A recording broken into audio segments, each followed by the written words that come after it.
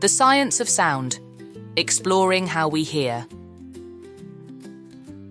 The science of sound is all about how we hear things around us.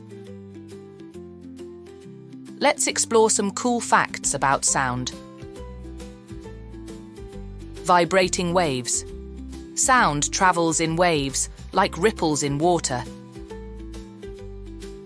When something makes a noise, it sends vibrations through the air to our ears.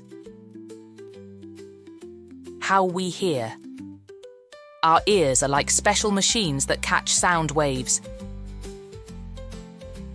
Inside our ears, tiny hairs and nerves turn these vibrations into signals that our brain understands as sound. Loud and soft.